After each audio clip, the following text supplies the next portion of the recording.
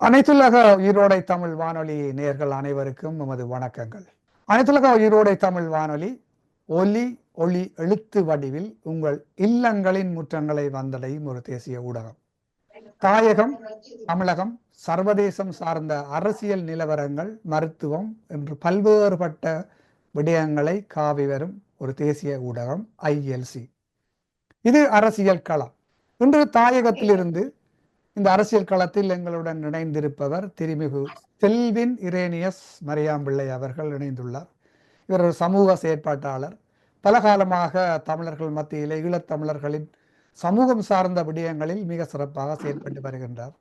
இப்போ சமீப காலத்தில் கூட நாங்கள் செல்வின் ஐயா சம்பந்தப்பட்ட விடயங்களை நாங்கள் கேள்விப்பட்டிருக்கின்றோம்.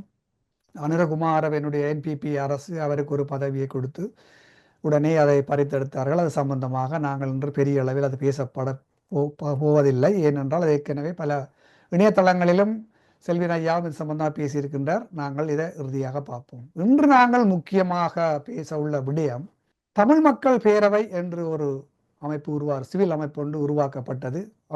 அன்றைய நாட்களே வடமாகாண சபை இருந்த பொழுது அரசியல் கட்சிகளும் சிவில் அமைப்புகளும் சேர்ந்து உருவாக்கினார்கள். அந்த தமிழ் மக்கள் பேரவை தொடங்கிய வேகத்திலேயே காணாமல் போய்விட்டது. மொத்தம் அந்த ஈழத்தமிழர்களுடைய எங்களுடைய அரசியல் பரப்பிலே இந்த சிவில் அமைப்புகள், சிவில் சொசைட்டி ஃபோரம்ஸ் இயங்கக்கூடாது என்பதில் யாராவது கண்ணாக இருக்கின்றார்களா, அல்லது எங்களுடைய ஒற்றுமையின்மை தான் இதற்கு காரணமா என்று பலதரப்பட்ட விடயங்களை நாங்கள் இதிலே ஆலோசிக்கலாம். அந்த வகையிலே இப்ப கடந்த காலம் இறுதியாக இந்த பொது வேட்பாளர், அதாவது பொது கேண்டிடேட், ஜனாதிபதி தேர்தலிலே தமிழர்கள் சார்பாக ஒரு பொது வேட்பாளரை நிறுத்துவதாக முடிவெடுத்து பொது சபை ஒன்று உருவாக்கப்பட்டது.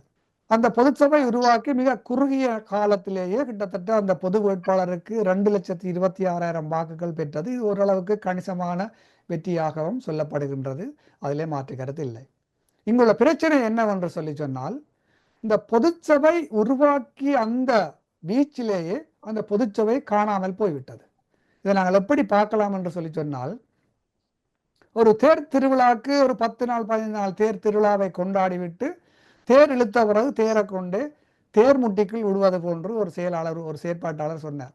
நாங்கள் தேரை கொண்டே தேர் முட்டிக்குள் விட்டு விட்டோம், இனி அடுத்த திருவிழாக்கு நாங்கள் தேரை வழியில் எழுப்ப வேண்டும். இது சாத்தியப்படாத ஒரு விடயம். அந்த தேர் இந்த தேர் பொதுச்சபை என்ற தேர் ஒவ்வொரு நிமிடமும், ஒவ்வொரு செக்கமும், ஒவ்வொரு நாளும், ஒவ்வொரு மாதமும், ஒவ்வொரு வருடமும் தமிழர்களுடைய வீதிகளிலே இழுக்கப்பட வேண்டிய தேர்.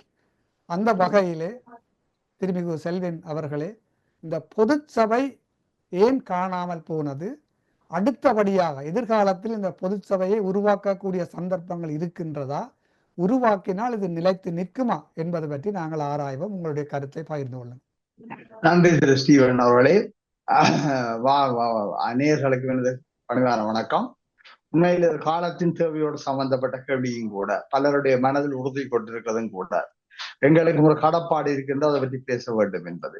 உண்மையில் எங்களுடைய தமிழர் அரசியல் மிகவும் சிதிலப்பட்டு போய் சின்னாபின்னப்பட்டு பல திசைகளில் பலரால் தங்களுடைய நலன் சார்ந்து அல்லது தங்களுடைய நல நோக்கு சார்ந்து ஈடுபட்டு கொண்டு போகின்ற சூழலில் பொதுமக்களாக நாங்கள் குடிசார் சமூகத்தை இணைத்து ஒரு முன்னோக்கி தமிழர் தேசத்தை திரட்டுவோம் என்பதற்காகத்தான் இந்த தமிழ் மக்கள் பொதுச்சபை என்பது உருவாக்கப்பட்டது.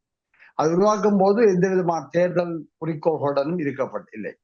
அதே போன்று அந்த உருவாக்கின காலத்தில் திடீரென்று ஜனாதிபதி தேர்தல் உருவாக்கிய போது அந்த தேர்தல் களத்தை கையாண்டு மக்கள் திரட்சியை ஒருமிக்க நிலையில் வேகப்படுத்தலாமா என்ற ஒரு கேள்வி வரும்போது அந்த இடத்தில் பலரும் அப்படி ஒரு ஆலோசனைக்கு ஆமோதித்தார்கள். அதன் அடிப்படையில் தான் இந்த தேர்தலில், ஜனாதிபதி தேர்தலில் நாங்கள் போட்டியிட்டு வெல்வதற்காக அல்ல, மக்களை திரட்டுவதற்கான ஒரு களமாக அதனை பயன்படுத்துவதாக தீர்மானித்தோம்.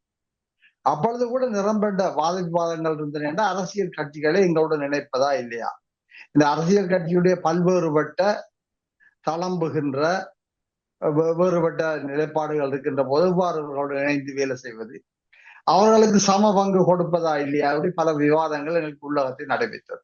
ஆனால் இந்த ஜனாதிபதி தேர்தல் என்ற அரசியல் நிகழ்ச்சி திட்டத்துக்கு நாங்கள் திடீரென்று இறங்க வேண்டியிருந்தபடியினால் நாங்கள் எல்லா அரசியல் கட்சிகளையும் சேர்ந்து சந்தித்து இந்த விடயத்தை விளங்கப்படுத்தி இந்த விடயத்தை ஒரு பொது வேட்பாளராக சேர்ந்து செய்யலாம் என்று சொன்னோம். தமிழரசு கட்சி அதுக்கு பிடி கொடுக்காமலே நழுவி கொண்டிருந்தது. கஜேந்திரகுமார் ராவுடைய முன்னணி வந்து அந்த விடயத்தில் தாங்கள் இதில் சம்பந்தப்பட மாட்டோம் என்று தெளிவாக சொன்னார்கள். ஏனையவர்கள் தாங்கள் குத்துவிளக்கு சின்னத்தில் பதிந்திருந்தவர்கள் தாங்கள் இந்த விடயத்தை முழுமையாக வருகின்றோம் என்றார்கள். அதன் பின்புதான் அதை தமிழ் தேசிய பொது கட்டமைப்பாக மாற்றினோம். தமிழ் மக்கள் பொதுச்சபை என்பது குடிசார் சமூகத்தின் பிரதிநிதிகள். எங்களுக்கு எந்த தேர்தல் அரசியல் அபிலாசைகளும் இல்லை. தேசத்தை கட்டியமைப்பதுதான், ஒன்றாக திரட்டுவதுதான் எங்களுடைய அபிலாசை. இத்தகைய நிலைமையில் தேர்தல் வந்த போது பொது வேட்பாளரை உருவாக்கும் போது நாங்கள் மிக கவனமாக சொன்னோம். இதற்கு மட்டும்தான் இந்த பொதுமக்களை ஒன்று திரட்டுவதற்காக மட்டும் இந்த தேர்தல் களத்தை கையாள போகின்றோம். எங்களுக்கு எந்த தேர்தல் அபிலாசைகளும் இல்லை. எனவே இந்த இடத்தில் நாங்கள் முன்னகர்த்திருந்த ஒருவர் கடைசி வரையும் தேர்தல் அபிலாசை கொண்டு வரக்கூடாது. எதிர்காலத்தில் தன்னை அப்படி முன்னெடுத்தவும் கூடாது.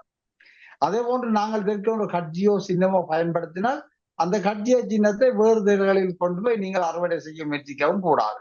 இந்த 2 நிபந்தனையின் அடிப்படையில் தான் இந்த முயற்சி முன்னெடுக்கப்பட்டது.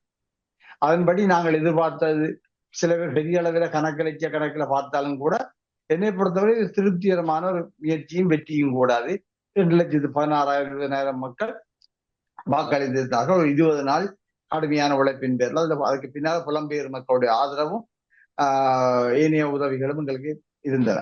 ஆனாலும் அது முடிந்த பின்பு உடனடியாக பாராளுமன்ற தேர்தல் அறிமுகப்படுத்தப்பட்ட போது மனிதன் பலவீனன் தன்னுடைய ஆசைகளை தவிர்க்க முடியாமல் திறக்க முடியாது என்ற நிலைப்பாட்டுல அரசியல் கட்சிகள் தாங்கள் அரசியலுக்கு மீண்டும் போவதா தீர்மானித்தது. நாங்கள் சொன்னோம், நீங்கள் போகலாம், அரசியல் கட்சிகள் நீங்களும் உங்களோட அரசியலை செய்யுங்க, ஆனா பொது கட்டமைப்பாக போக வேண்டாம். நாங்கள் தேர்தல் பங்கு பெற்ற மாட்டோம். தேர்தல் வந்து மக்களை பிரிக்கும். ஒரு ஆள் எதிர்ப்பு பேசி எதிர்த்து கருத்தை கூறி மக்களை பிரிப்பார்கள். அதெல்லாம் எங்களுக்கு தமிழர் தேசத்தை ஒன்றாக திரட்டுகின்ற நிகழ்ச்சிகளுக்கு எதிர்வாராது, அறம் வளர்ந்தது. எனவே நாங்கள் அதற்கு வரமாட்டோம் தெளிவாக சொல்லிவிட்டோம்.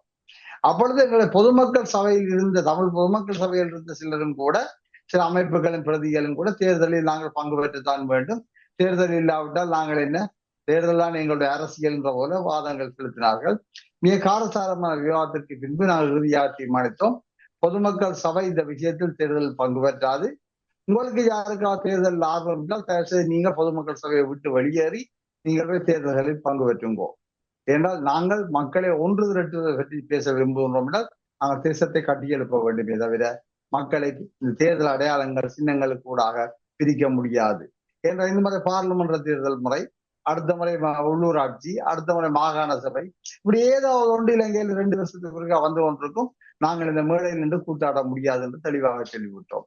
அதன் பின்பு அந்த கட்சிகள், அரசியல் கட்சிகள் தாங்கள் தங்களுக்குள் கூடி இந்த விடயம் சம்பந்தமாக பேசிவிட்டு அவர்கள் இந்த குத்துவிளக்கு இது சங்கு சின்னத்தை, இந்த அரசியல் சங்கு சின்னத்தை அதனுடைய பயன்படுத்துவதற்கான முயற்சிகளில் ஈடுபட்டார்கள்.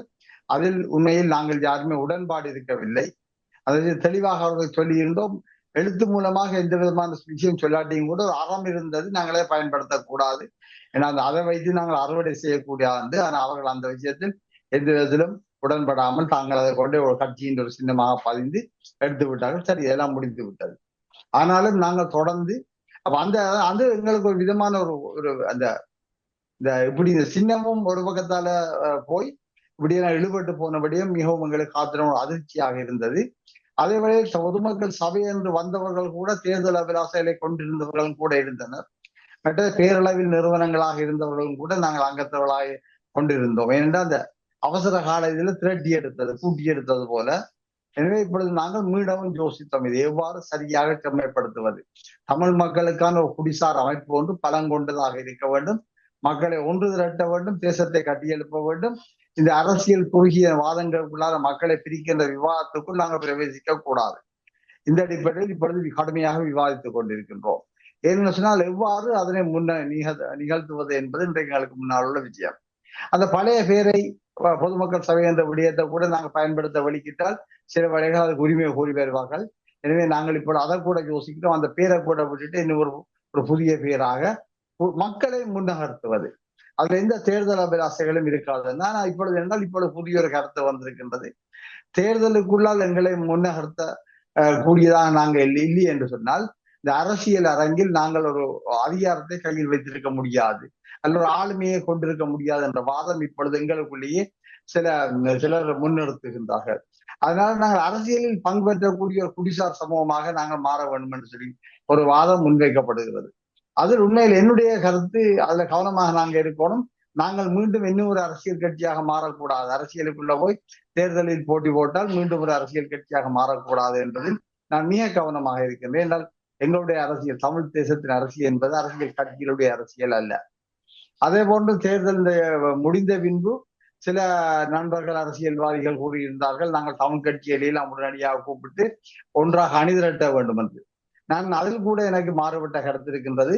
இனியும் போய் நாங்கள் இந்த தமிழ் கட்சிகளை தொடர்ந்து கூப்பிட்டு அவர்களை எல்லாம் அணிதிரட்டி திருப்பியும் ஒரு சீரழிவுக்குள் வர முடியாது. அதாவது தமிழ் கட்சி என்று நாங்கள் திரட்டும் போது ஏற்கனவே நாங்கள் களைத்து போயுள்ள ஆட்கள் யாருடைய எல்லாம் கொஞ்சம் களைப்படைந்திருக்கின்றோமோ அவர்கள் தான் திருப்பியும் தலைவர்களாகவும் பிரதிநிதிகளாகவும் வருவார்கள். எனவே திருப்பவும் மீள ஒரு புதிய ரத்தத்தை எங்களால் உருவாக்க முடியாது.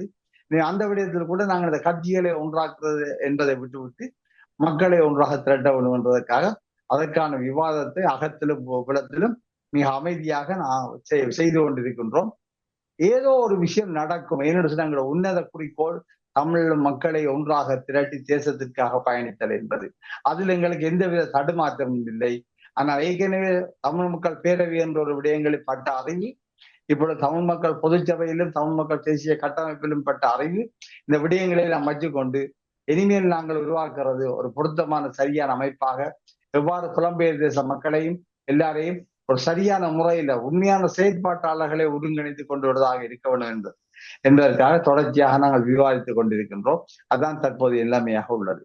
அதான் நல்லபடியாக இது ஆரம்பத்திலே நீங்கள் இந்த பொதுச்சபை பொது கட்டமைப்பு என்று சொல்லும் பொழுது பல பேர் புலத்தில் கூட இருந்து தங்களை தெரிந்த இந்த பொதுச்சபையில் இருக்கின்ற செயற்பாட்டாளர்களுக்கே சொன்னார்கள், இவர்களையே இதுக்குள்ள சேர்க்கின்றீர்கள், இது பெரிய கவலைகரமாக போகுதுன்னு சொல்லி அந்த கருத்து கணிப்பை சொன்னவர்கள் இந்த கருத்து கணிப்பு சரியாகத்தான் முடிந்துள்ளது. இப்போ நீங்கள் சங்கை களவாடி கொண்டு எலெக்ஷன்ல போய் தோற்று விட்டார்கள், அவர்களுடைய முகத்திரைகள் எல்லாம் கிழிக்கப்பட்டு விட்டது. நீங்கள் சொன்னது போன்று இந்த தமிழ் மக்கள் பேரவையில அரசியல் கட்சிகளும் இருந்தபடியாத்தான் இந்த பிரச்சனை ஒன்று தமிழ் மக்கள் பேரவையை காணாமல் போனது. தமிழ் மக்கள் பேரவை உருவாக்கிய நேரத்தில் நல்ல ஒரு வரைபொன்றை செய்தார்கள். அந்த வரைவை கூட இன்று வடிவான முறையில் திருத்தி அமைத்து காலத்துக்கு ஏற்றவாறு அந்த தமிழ் மக்களுடைய தேசிய அபிலாசைகளை நிறைவேற்றக்கூடிய ஒரு வரைபொன்றை நாங்கள் உருவாக்கலாம். அதே போன்றுதான் தமிழ் மக்கள் இந்த பொது சபை கூட இந்த அரசியல்வாதிகளால் நல்ல ஒரு பட்டறிவொன்றை பெற்று இந்த பட்டறிவுகளை நீங்கள் உங்களுடைய பாடமாக வைத்துக்கொண்டு முக்கியமாக அடுத்த தலைமுறையை அரசியல் ஞானம் உள்ளவர்களை இன்று பல்கலைக்கழகத்திலே மாணவர்கள் அரசியல் பீடத்தில் படிக்கின்றார்கள், அவர்களை சரியானவர்களை தேர்ந்தெடுத்து தாயகம் மட்டும் இல்லாமல் புலத்திலும் இருக்கின்ற அறிவார்ந்தவர்களை எடுத்து ஒரு சரியான ஒரு பொதுச்சபையை, அதாவது தொய்ய விடாமல் உடனடியாக செய்ய வேண்டியது காலத்தின் கட்டாயம். என்று சொன்னால் இப்பொழுது அந்த ஏற்கனவே நான் உங்களுடைய ஒரு நேர்காணலையும் பார்த்திருந்தேன், பேசப்படுகின்ற அந்த இளையோர்கள் இந்த அனுரகுமார் அவனுடைய கட்சிக்குள் போய் அல்ல அவருடைய சிந்தனைக்குள் போய் எல்லாரும் கரைந்து விடுவார்கள் என்று அதை நீங்கள் மறத்திருந்தீர்கள். நாங்கள் என்னதான் இருந்தாலும் இப்பொழுது காலத்தில் தெற்கு இன்னொரு மாற்றத்தை விரும்பியதோ அதே போன்றுதான் இப்ப வடக்கு கிழக்கிலேயும் மக்கள் மாற்றத்தை மக்கள் இந்த 2009ஆம் ஆண்டுக்கு பிறகு நிறைய அனுபவித்து விட்டார்கள். அப்ப அவர்களும் ஒரு மாற்றத்தை தேடித்தான் எங்களுடைய மக்களும் இருக்கின்றார்கள். அப்ப எங்களோட மக்களை அந்த தேசிய சிந்தனைகளும் வச்சிருக்க வேண்டுமாக இருந்தால் அது நீங்கள் அங்கு தாயகத்தில் இருக்கின்றவர்களும் தாயகத்திலிருந்து விரட்டி அடிக்கப்பட்ட எங்களை போன்றவர்கள் இங்கு இருக்கின்றவர்களும் சேர்ந்து சரியான முறையில் செயற்பட வேண்டும் என்றது என்னுடைய கருத்து. நீங்கள் உங்களுடைய கருத்தையும் பரிமாறிக்கொள்ளலாம்.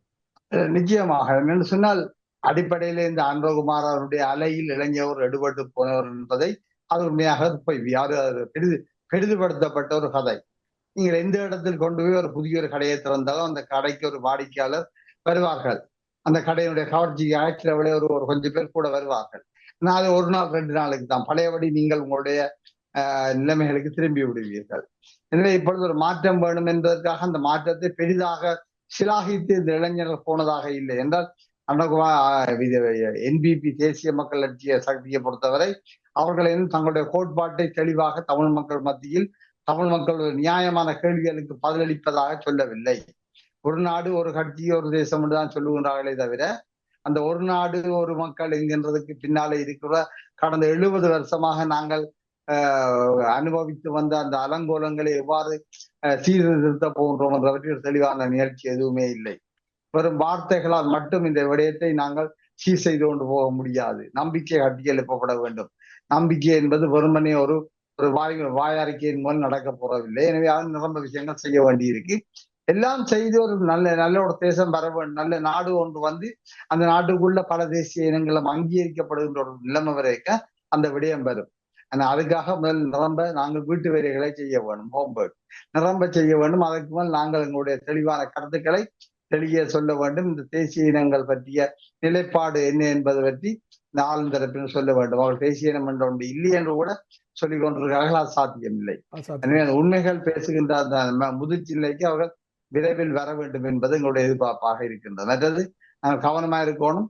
அன்பகுமார திசாநாயக்காவும் ஹர்னி அமர சூர்யாவும் மட்டுமல்ல ஜேவிபியும் என்பிபி அதுக்கு பின்னால் அப்ப அதுக்குள்ள இருக்கக்கூடிய இப்படியான திறந்த மனமும் விசாலமான மனப்பான்மையும் கொண்டவர்கள் எத்தனை பேர் அதுக்குள்ள வந்திருந்து செய்ய போகின்றார்கள் என்ற கேள்வி இருக்கின்றது. எனவே நாங்கள் எல்லாரையும் ஒட்டுமொத்தமாக இவருடைய சாயல் பார்க்க முடியாது. அப்படிக்கான விடயங்கள் இருக்கும்.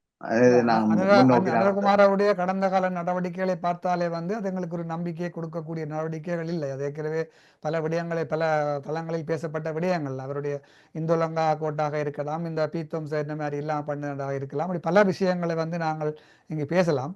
இன்றைய காலகட்டத்தை பொறுத்தவரையிலும் நாங்கள் இதை ஒரு வகையில் ஏதோ ஒரு வழியில் நாங்கள் இதை கடந்து வர வேண்டிய தேவை ஒன்று தமிழ் மக்களுக்கு இருக்கு. நாங்கள் ஒரு இத்தனை வருஷ போராட்டத்தில் எத்தனையோ மக்களை இழந்து, போராளிகளை இழந்து, எங்களை பொருளாதாரங்களை இழந்து, இன்றும் பார்த்தீங்கன்னு சொன்னால் மீனவர்களுடைய பிரச்சனை ஒரு பெரிய பிரச்சனையாக தலைதூக்கி இருக்கின்றது.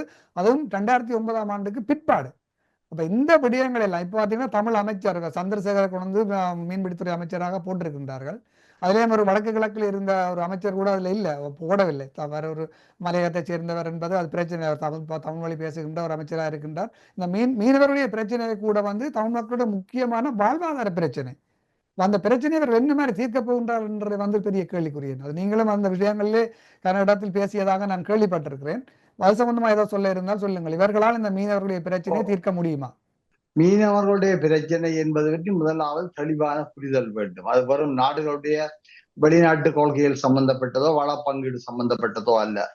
இலங்கைக்கும் இந்தியாவுக்கும் இடையில் குறிப்பாக வடக்கு மாகாணத்தினுடைய வடக்கு மாகாணம் திருவண்ணாமலை முல்லைத்தீவு வரையும் உள்ள மீனவர்களை பொறுத்தவரை இது ஒரு பாரம்பரிய கடலுக்குள் நாங்கள் எவ்வாறு அந்த வளங்களை பங்கிடுகின்றோம் என்ற விடயமானது. அதே போன்றுதான் தமிழ்நாட்டை பொறுத்தவரை தமிழ்நாடு ராமேஸ்வரத்தில் துவங்கி அப்படியே நாகப்பட்டினம் வரையும் உள்ள மீனவர்களை பொறுத்தவரை அவர்களுக்கு இந்த கடல் ஒரு பாரம்பரிய கடல். அந்த 2 பாரம்பரிய மீனவர்களாலேயும் கடல் பங்கிடப்படும் போது பாரம்பரிய முறையில் மட்டும்தான் பங்கிட வேண்டும். அதற்கு மேலாக நவீன முறைகள் மூலம் கடலின் வளத்தை விரைந்து அறுவடை செய்வதோ அழிப்பதோ அல்லது அளவுக்கு முறை கொள்ளையிடுவதோ அல்லது தங்களுடைய தொழில் முயற்சிகளால் ஏனைய மீனவர்களின் வாழ்வாதாரங்களை சிதைப்பதோ அனுமதிக்கப்பட முடியாது. இந்த இடத்தில் அரசாங்கங்கள் கொள்கை ரீதியாக முடிவெடுத்து சில தொழில்களை தடை செய்யப்பட்டு முறைகளை நிப்பாட்ட வேண்டும் என்பது ஒன்று. இரண்டாவது, இந்த 2 பகுதியில் உள்ள மீனவர்கள் எவ்வாறு ஒரு ஒழுங்கமைக்கப்பட்ட முறையில் அவர்கள் தங்களுடைய வாழ்வாதாரத்தை இந்த கடலுக்குள் நியமிக்கப்பட்ட நியமங்களுக்கு ஏற்ப அறுவடை செய்து ஒரு நிலைபெறான கடல் வளத்தை பாதுகாக்க வேண்டும் என்பது 2வது. இது சம்பந்தமாக நாங்கள் பல முயற்சிகள் எடுத்துக்கொண்டிருக்கிறோம். இப்பொழுது இந்த வாரமும் கூட தமிழ்நாட்டில் உள்ள மீனவ சங்கங்கள் சமூகங்களோடு பேசுவதற்கான முயற்சிகள் நகர்த்தப்பட்டு கொண்டிருக்கின்றன. அப்படி நகர்த்தும் போது அந்த விடயங்கள் சாதகமான விஷயங்களை கொண்டு வந்து அவர்கள் தமிழ்நாட்டில கூட அவர்கள் என்ன செய்கிறார்கள், அவர்கள் தங்களை ஸ்ரீலங்காவுடைய கடற்படை இராணுவம் தாக்குகின்றது என்றுதான் சொல்லுகின்றார்களே தவிர தாங்கள் இந்த கடல் வளத்தை அழிக்கின்றோம் என்று சொல்லியோ அல்லது தாங்கள் இந்த தமிழ் மீனவருடைய வாழ்வாதாரத்தை அழிக்கின்றோம் என்று அவர்கள் சொல்லவில்லை. அவர்களால் தெரியாத பக்கமாவே வைத்துக் கொள்கின்றார்கள். இப்பொழுது நாங்கள் அவர்கள் மத்தியில் நாங்கள் இப்பொழுது இறங்கி பேச துவங்கி இருக்கின்றோம். நேரடியாக போய் அவரோட இதுதான் விஷயம் பாருங்க, இது நேவி அடிக்கிறதோ ஆர்மி அடிக்கிறதோ அதெல்லாம் வேற விஷயம், அது புரிந்து. ஆனா அதுல நாங்கள் உடனே ஏற்றுக்கொள்ள மாட்டோம். ஆனா அதே வேளையில் இந்த பிரச்சனை இருக்கிறது, எங்களுடைய வாழ்வாதார பற்றிய பிரச்சனை. அப்படி சொல்லும்போது அவர்கள் பேசுவார்கள் ஒழுங்காக. அதுக்காக சிபிஐ கம்யூனிஸ்ட் பார்ட்டி கூட அந்த தமிழ்நாடு பிரிவு அந்த விஷயத்தில் சில சாதகமான விடயங்களை எங்களோட செய்து கொண்டிருக்கின்றது. கணக்க விஷயங்கள் முன்னோக்கி நகரும். ஆனா இந்த விடயங்களெல்லாம் அந்த பரிமாணத்துல கையாளுவதற்கு அதாவது முன்வந்து கையாளுவதற்கான ஆளுமை எங்களுடைய புதிதாக நியமிக்கப்பட்ட கடத்தொழில் அமைச்சருக்கு இருக்கா இல்லையாண்டு நான் மதிப்பீடு செய்ய மாட்டேன். அவரை ஆளுமை உள்ளவராக மாற்றுவதற்கு அல்ல அவர்களுடைய ஆளுமையை பெருக்குவதற்கு நாங்கள் எல்லாரும் ஆதரவளிப்போம். ஆனா அவர் அதனை ஏற்றுக்கொண்டு அதனை முன்னோக்கி கொண்டு போகக்கூடிய அந்த இது தன்மை அவர்கிட்ட இருக்க வேண்டும். அவர் உண்மையில முதல் வந்து தெரிவு செய்யப்பட்டு வந்து யாழ்ப்பாணத்துக்கு வந்தவுடன் முதலாவதாக யாழ்ப்பாண வைத்தியசாலைக்கு விஜயம் செய்திருக்கிற நல்ல விஷயம். அதனால மீன்பிடி அமைச்சர் மீன்பிடி சங்கங்களுக்கு போயிருந்தால் முதலாவது நல்லா இருந்திருக்கு. எனவே அடிப்படையில வந்து நாங்கள் அவர் எனக்கு மிக நெருங்கினவர் தான். எனவே நாங்கள் அவரோட பேசுவோம். மற்ற தமிழ் ஒரு ஆளை போடையில்லை என்று சொன்னால் அந்த ஒப்பீட்டு ரீதியில இப்ப யாழ்ப்பாணத்திலிருந்து தெரிவு செய்யப்பட்ட 3 NPP பிரதிநிதிகள் வந்து உண்மையில் கட்சியின் பிரதிநிதிகள் அல்ல. அவர்கள் கட்சியின் தேர்தலுக்காக தேர்ந்தெடுத்து போட்டவர்களை தவிர அவர் கட்சியின் கொள்கையில உடன்பாடு உடையவர்களோ அவர்களை இல்லை. எனவே கட்சி கடைசியிலையும் அவர்களுக்கு மந்திரி பதவி கொடுப்பதற்கு எந்த நியாயமும் இல்லை. ஆனா அதே வேளையில இந்த கடந்த 5 வருடங்களுக்கு மேலாக சந்திரசேகரன் தான் யாழ்ப்பாணத்தில் இருந்து இந்த அரசியலை முன்னகர்த்தி இந்த 3 பேரை வெல்லுவதற்கு ஏற்ற நகர்த்தினபடியே அவருக்கு இந்த யாழ்ப்பாண சமூக பற்றி ஒரு தேடி இருக்குது. எனவே அந்த வகையில போட்டதை நாங்கள் ஏற்றுக்கொள்வோம். நல்ல விஷயம், பாராட்டுவோம், அதை முன்னோக்கி நகர்த்துவோம்ன்றது உண்மையா இருக்குது. இந்த முறை நம்ம அமைச்சரவையில 2 தமிழர்கள் முக்கியமா வடகிழக்குல இருந்து போனாக்கள் அமைச்சராக இருக்கிறோம். ஒன்று திருவோணமலையில அருண் ஹேமச்சந்திரா பிரதி வெளிவிவகார அமைச்சராக நியமிக்கப்பட்டிருக்கிறார். அது ஒரு நல்ல விஷயம். இளம் பையன் ஜேவிபியினுடைய அங்கத்தவராக நீண்ட காலமா இருந்து பணிபுரி ஆற்றி கொண்டிருக்கிறார். அந்த விஷயத்துல ஜேவிபி தெளிவாக சொன்னது, தேர்தலுக்கு முன்னுக்கே NPP சொன்னது, எங்கள் கட்சி தவிர்த்த வேறு யாருக்கு நாங்கள் அமைச்சர் பதவிகள் கொடுக்க மாட்டோம். எனவே நீங்கள் அப்படி யார கதையை நம்பி நீங்கள் வாக்கு போட்டுறாதீங்கன்னு சொன்னது. எனவே அந்த விஷயத்தை அவைகளுக்கு நிலைப்பாடு சரி. நாங்கள் இவர்களை எப்படி பயன்படுத்துவது, இனியவர்களை எவ்வாறு பயன்படுத்துவது என்ற விடயங்கள்ல நாங்கள் நெருங்கி பணியாற்றல. எங்களுக்கு இவர்களை எப்படி பயன்படுத்தி மக்களை ஒரு தற்சார்பு நிலைக்கு கொண்டு வர்றது எங்களுக்கு முதன்மையாக இருக்கிறது என்றால், நாடு சீரழிந்து கொண்டு கரைந்து கொண்டு போய்கொண்டிருந்தால் இளையோர் விரக்தி அடைவார்கள், நாட்டை விட்டு வெளியேறுவார்கள், அல்லது இப்படி யாராவது இருக்கிற கடையில போய் நின்று சாமான் வண்ட வலிக்கிறார்கள். அதுகளை நாங்கள் அனுமதிக்க முடியாது. மற்ற இளையோருக்கு அரசியல் சித்தாந்தம் கருத்தியல் பெரிய அளவில் விதைக்கப்படவில்லை. வெறுமனே கட்சியும் ஆட்கள முகங்களையும் பற்றி கொண்டு அரசியல் நகர்த்தப்பட்டு கொண்டிருந்திருக்கிறது கடந்த காலத்துல. அதை நாங்கள் தொடர்ச்சியாக அனுமதிக்க முடியாது. ஆட்களை முகங்களை வைத்துக் கொண்டும் அவருடைய செல்வாக்கை வைத்துக் கொண்டும் நாங்கள் அரசியல் நடத்துவதை தமிழ் சிறப்பாக ஏற்றுக்கொள்ள முடியாது. எனவே அதை நாங்கள் மாற்ற வேண்டும் என்றால் ஒரு அறிவு சார்ந்த கருத்தியல் விஷயத்தை நாங்கள் முன்னெடுக்க முயற்சிக்கிறோம். தொடர்ந்து அந்த விஷயங்கள் இப்ப சிறுநீரத்துக்கு முன்னுக்கும் அது சம்பந்த கலந்துரையாடலுடைய வீட்டில் நடந்தது, அப்படி நடந்தவொண்டே இருக்கின்றது, முயற்சி நடக்கின்றது. மற்ற இப்ப இன்றைக்கு நினைக்கிறேன் நான் இவர் சந்திரசேகரன் மீன்பிடித்துறை அமைச்சர் வந்து யாழ்ப்பாணத்தில் ஒரு பத்திரிகையாளர் சந்திப்பிலே சொல்லி இருக்கின்றார், இந்த காணாமல் ஆக்கப்பட்டோர் சம்பந்தப்பட்ட விடயம். அதை காணாமல் ஆக்கப்பட்டோர் சம்பந்தப்பட்ட விடயத்திலும் வந்து ஏற்கனவே முந்தியிருந்த அரசுகள்லாம் இதில் சம்பந்தப்பட்டிருக்கின்றார்கள். காணாமல் ஆக்கப்பட்டவர்கள் தான் என்ற மாதிரி ஒரு கருத்தை சொல்லியிருக்கின்றார். இவ்வளவு காலமும் கண்ணீரும் கம்பலையுமாக தங்களுடைய உறவுகளை, தங்களுடைய மகனை, மகளை, சொந்தங்களை தெருக்களிலும் ஒழுங்கைகளிலும் தேடி அழுது கொண்டிருக்கிற இந்த தாய்மாருக்கு இவர்கள் என்ன சொல்ல போகின்றார்கள்? இவர் நீதியை பெற்றுக் கொடுப்பார்களா என்ற ஒரு பெரிய ஒரு கேள்வி உள்ளது அல்லவா? இல்ல, ஏற்கனவே இப்ப ஜேவிபி கட்சியை பொறுத்தவரை ஜேவிபி கட்சி அதுவும் தெரிந்தெடுக்கப்பட்ட 85,000 இளைஞர்களை, சிங்கள இளைஞர்களை பலி கொடுத்தது இதே இராணுவத்தை. இன்னமும் 20,000 இளைஞர்களுடைய கதி என்னன்னு தெரியாமல் அவர்கள் அந்த பட்டியலை அப்படி வைத்துக் கொண்டே இருக்கின்றார்கள். அவர்கள் தேடவில்லை. அது பௌத்த மதம் சொல்லுகின்ற அறமோ என்னவோ, அவர்கள் அதனால அதை தேடுவதை விட்டு விட்டார்கள். ஆனாலும் அந்த அப்படி தேடுகின்ற அமைப்பு அங்க சிங்கள மக்கள் மத்தியில் இருக்கின்றது.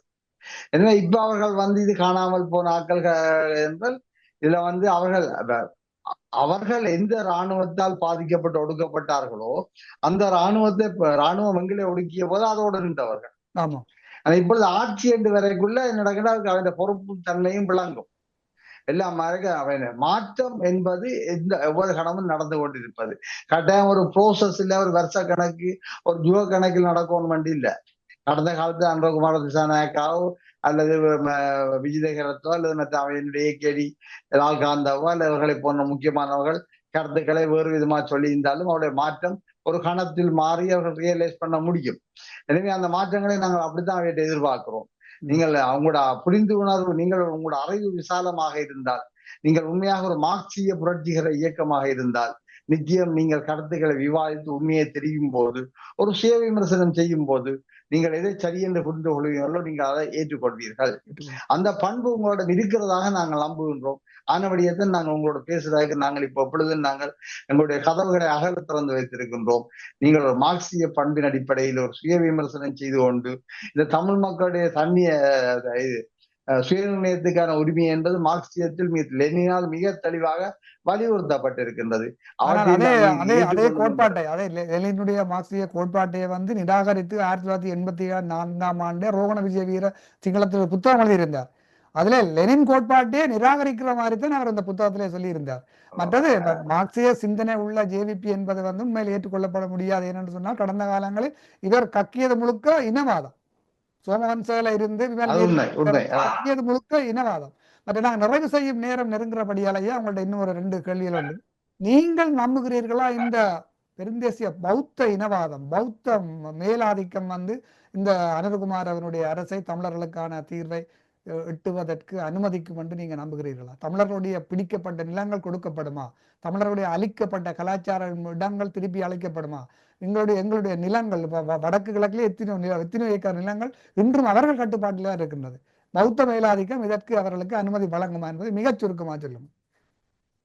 அடிப்படையில் சொல்ல போனால் தமிழ் மக்களிடமிருந்து பிடிக்கப்பட்ட நிலம், பறிக்கப்பட்ட நிலம், கையகப்படுத்தப்பட்ட எல்லா விடயங்களும் சிங்கள மக்களால் செய்யப்படவில்லை. அரசாங்கத்தாலும் அரசாங்க இயந்திரங்களாலும் திணைக்களங்களாலும் அரசாங்கத்தால் ஒழுங்கமைக்கப்பட்ட கூட்டங்களாலும் தான் செய்யப்பட்டது. எனவே அவற்றை ரிவர்ஸ் பண்றதுல ஒரு பிரச்சனையும் இருக்காது. ஏன்னா பொதுமக்கள் தாங்கள் எழுந்த மாநிலத்துல பெரிய அளவுல குடியேறி இருந்தா அந்த மக்களை எழுப்பி திருப்பி கொண்டு போறதுக்கு சங்கடம் இருக்கும்.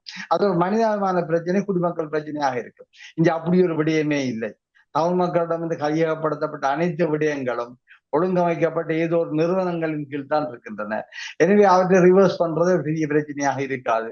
ஆனா சரியான நியாயங்களையும் தர்க்கங்களையும் கட்டி எழுப்பி அதற்கான நிறுவனங்களை கொண்டு வந்து நாங்கள் நிமித்தினோம் என்று சொன்னால் அந்த விடயம் சாத்தியமாகும். எனவே நான் நினைக்கிற சிங்கள மக்களும் ரொம்ப கலைஞ்சு போய்விட்டார்கள். ஏன்னா அவர்கள் இந்த தமிழ் தேசியத்துக்கு எதிரான சிங்கள மக்களை பாதுகாக்கின்ற சிந்தனைக்கு பேரால தங்கள் நாடு சூறையாடப்பட்டு விட்டதை இப்பொழுது நல்லா உணர்கின்றார்கள். எனவே அவர்கள் தொடர்ந்து இதிலே இப்படியே கடந்து தாங்கள் அழிந்து போவதற்கு அவர்கள் தயாராக இல்லை. எனவே நாளைக்கு இந்த மாற்றத்தை நாங்கள் எவ்வாறு அறுவடை செய்வோம் என்பது முக்கியம். இந்த இடத்தில் நாங்கள் சிங்கள மக்களுடன் பேச வேண்டும்.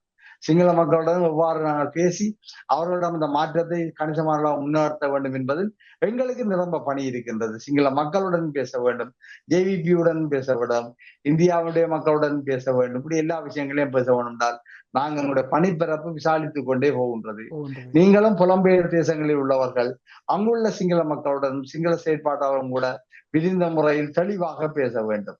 சில சலுகைகளுக்காக அல்ல சில நன்மைகளுக்காக விலை போவதாக இல்லாமல் தெளிவாக பேசும்போதுதான் நடக்கும் அந்த விடயங்கள் முன்னெடுத்தப்படும் நான் நம்புகிறேன். இறுதியாக நீங்கள் சம்பந்தப்பட்ட ஒரு கேள்வி உண்டு.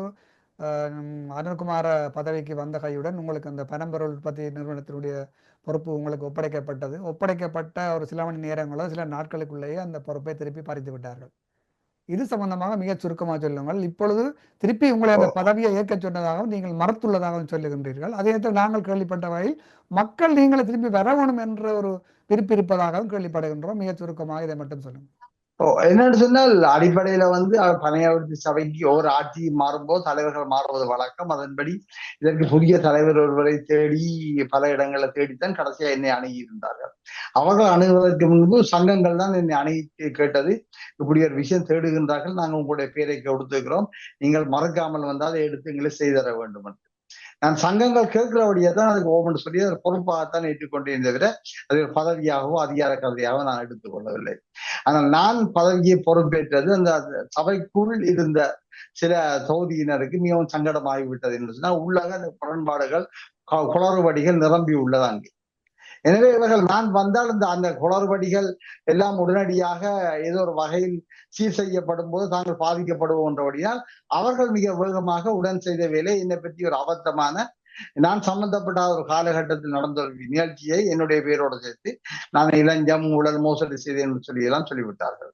அதே போன்று நான் ஒரு உத்தியோக அலுவலக தேவைக்காக அவசரமாக பயணிக்க வேண்டி நான் சுயசாரத்தியம் செய்யும்போது நடந்த விபத்து ஒன்றை அந்த விபத்து முழுக்க ஒழுங்காக விசாரணை செய்யப்பட்டு அந்த விபத்து அதை நட்டத்தில் ஒருபோதையும் நானே செலுத்தி எல்லாம் சீர் செய்த பிறகு அதே ஒரு விசாரணை இருக்கிற போல ஒரு உருவகத்தை பத்திரிகைகள் சிங்கள பத்திரிகைகளும் சிங்கள மீடியாவிலையும் போட்டதன் மூலம் அவர்களுக்கு ஒரு சங்கடத்தை உருவாக்கினோன்னு என்ன நடந்ததுன்னா தடுமாறி போனார்கள். தடுமாறி போனோன்னு டக்கண்டு அப்ப இப்படி ஒரு ட்ரெக்கின் ஆலையில கொண்டு வந்துட்டோம்னு சொல்லி போட்டுதான் அவர்கள் இன்னும் ஒரு ஆள் தேட வலிக்கிட்டான். அவர் என்ன நடந்ததுன்னு சொன்னால் அந்த அவரை நெஜுரல் அடிச்ச மாதிரி அவர்கள் புதுசாக கொண்டு வந்தால் கொஞ்சம் இன்னும் நெருக்கடியான ஆளா போயிட்டார். இப்ப போராட்டங்கள் பிரச்சனை அதெல்லாம் போய்கொண்டிருக்குது. இப்பொழுது திருப்பி அவர்கள் ஜெயிப்பினுடைய உயர்வு இடத்துல இருந்து நேர அணுகினார்கள். இப்படி ஒரு சிங்கல் நடந்துட்டு தவறு நடந்துட்டு எங்களை புரிந்து கொள்றோம், மன்னித்துக் கொள்ளுங்க, இந்த நீங்கள் திருப்பி இதை பொருட்படுத்தீங்களாண்டு நான் சொன்னேன். நான் அதுல எனக்கு பெரிய ஆர்வம் இல்லை, பதவியல் அதெல்லாம் எனக்கு ஆர்வம் இல்லை. மக்கள் கேட்டபடியே தான் வந்தேன்னா நீங்கள் இப்பொழுது ஒரு எளிய தலைமுறையை நீங்கள் தெரிந்தெடுத்து போடுவீங்கன்னா நான் அவருக்கு பக்கத்துல இருந்து எல்லாவற்றையும் முன்னோக்கி நகர்த்தி செய்து கொடுப்ப உதவி செய்வேன் என்று. ஆனாலும் சங்கங்கள் இப்பொழுது மிக கடுமையாக என்னை அழுத்தி கொண்டிருக்கின்றன. கட்டாயம் நீங்கள் இந்த ஒரு வருஷத்துக்காக பொருட்படுத்தி நீங்கள் நிமித்தி நேராக்கி போட்டாலும் யார்கிட்டய கையளிக்க வேணும், அதுக்காக நீங்க உடன்படத்தான் வேணும் என்று சொல்லி நான் அப்படி ஒரு நம்ம வரும் என்றால் பார்ப்போம் என்று சொல்லி அதுக்குள்ள போய்க்க என்னுடைய கால்கள் கட்டுப்படும் என்றது எனக்கு தெரியும். ஏன்னு சொன்னால் ஒரு நிறுவனத்துக்கு நான் பொறுப்பாக இருக்கும்போது இப்பொழுது கதைப்பது போன்று சுதந்திரமாக தேசியத்தின் அரசியலை கதைக்கிறதுல எனக்கு வரையறைகளை நான் பின்பற்ற வேண்டி இருக்கும். அதுல என்ன உள்ள சங்கடங்கள் எனக்குமே தடுமாற வைத்துக் கொண்டிருக்கின்றன. ஆனாலும் சமூகத்தின் ஒரு முக்கியமான பொருளாதாரத்தை கட்டியெழுப்புவதற்காக நான் சில மாற்று தந்திரோபாயங்களை கையாளலாம் தான் யோசிக்கிறேன்.